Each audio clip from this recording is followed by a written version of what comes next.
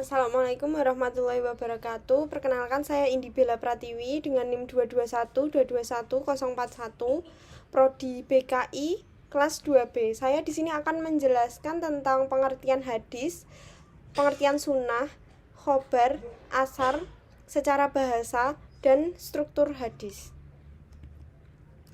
Pengertian hadis menurut bahasa yaitu perkataan atau ucapan, sedangkan menurut istilah hadis adalah apa yang disandarkan kepada Nabi Shallallahu Alaihi Wasallam, baik berupa ucapan, perbuatan, penetapan, sifat atau sirah beliau, baik sebelum kenabian atau sesudahnya.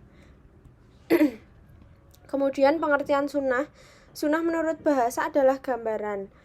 Secara istilah, sunnah adalah jalan yang ditempuh oleh Rasulullah dan para sahabatnya, baik ilmu, keyakinan, ucapan, perbuatan, maupun penetapan.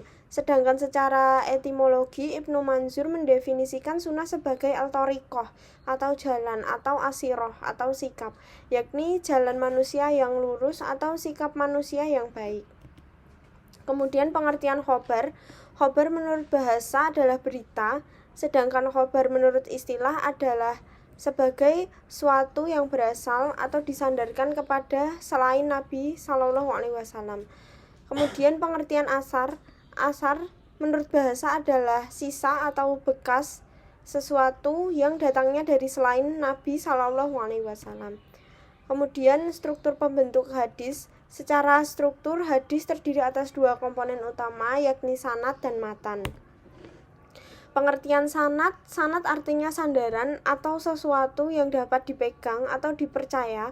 Adapun menurut istilah, sanad adalah jalan yang menyampaikan kepada matan hadis atau rangkaian urutan orang-orang yang menjadi sandaran atau jalan yang menghubungkan satu hadis atau sunnah sampai pada Nabi Shallallahu Alaihi Wasallam.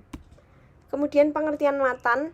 Matan diambil dari bahasa Arab yang artinya punggung jalan atau tanah yang keras dan tinggi. Menurut istilah, perkataan yang disebut pada akhir sanad, yakni sabda Nabi Shallallahu Alaihi Wasallam yang disebut sesudah atau habis disebutkan sanad. Kemudian di sini ada definisi kodifikasi hadis. Kata kodifikasi dalam bahasa Arab dikenal dengan al-tadwin, yang berarti codification, yaitu mengumpulkan dan menyusun. Secara istilah, kodifikasi adalah penulisan dan pembukuan hadis Nabi secara resmi berdasarkan pada perintah khalifah dengan melibatkan beberapa personel yang ahli dalam masalah ini, bukan yang dilakukan secara perseorangan atau untuk kepentingan pribadi. Faktor pendorong kodifikasi hadis itu ada dua, yaitu faktor internal dan faktor eksternal. Faktor internalnya adalah pentingnya menjaga autentisitas dan eksistensi hadis. Kemudian semangat untuk menjaga hadis sebagai salah satu warisan Nabi yang sangat berharga. Kemudian semangat keilmuan yang tertanam di kalangan umat Islam saat itu, termasuk di dalamnya aktivitas tulis-menulis dan periwayatan hadis. Adanya kebolehan dan izin untuk menulis hadis pada saat itu. Dan yang terakhir adalah penghafal dan periwayat hadis semakin berkurang karena meninggal dunia, baik disebabkan adanya peperangan maupun yang lainnya. Kemudian ada faktor eksternalnya, ada dua, yaitu penyebaran Islam dan semakin meluasnya daerah kekuasaan Islam, sehingga banyak periwayat hadis yang tersebar ke berbagai daerah. Kemudian kemunculan dan meluasnya pemalsuan hadis yang disebabkan antara lain oleh perbedaan politik dan aliran. Kodifikasi hadis pada abad kedua Hijriah. Pembukuan pada masa ini, para ulama tidak melakukan penyaringan dan pemisahan. Mereka tidak memasukkan hadis-hadis saja, tetapi fatwa sahabat dan tabi'in juga dimasukkan ke dalam kitab-kitab mereka.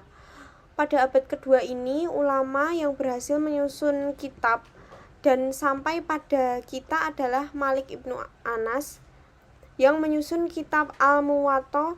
Kitab ini disusun sejak tahun 143 Hijriah. Abad kedua ini juga diwarnai dengan meluasnya pemalsuan hadis. Kemudian kodifikasi hadis pada abad ketiga Hijriah. Pada abad ini merupakan masa penyaringan dan pemisahan antara sabda Rasulullah dengan fatwa sahabat dan tabi'in.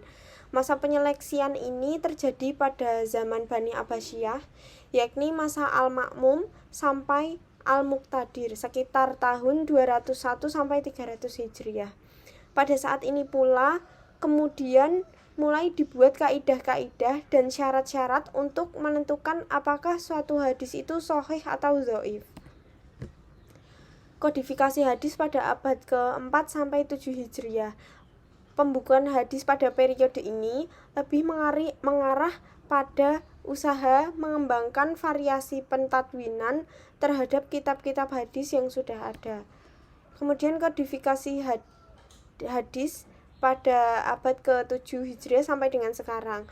Kodifikasi hadis yang dilakukan pada abad-abad ke-7 dilakukan dengan cara menertibkan isi kitab-kitab hadis, menyaringnya, dan menyusun kitab-kitab takhrij, membuat kitab-kitab jami' yang umum, kitab-kitab yang mengumpulkan hadis-hadis hukum, mentakhrij hadis-hadis yang terdapat dalam beberapa kitab, mentakhrij hadis-hadis yang terkenal di masyarakat, menyusun kitab atrof, mengumpulkan hadis-hadis disertai dengan menerangkan derajatnya, mengumpulkan hadis-hadis dalam Sahih Al-Bukhari dan Sahih Muslim, mentashih sejumlah hadis yang belum ditashih oleh ulama sebelumnya.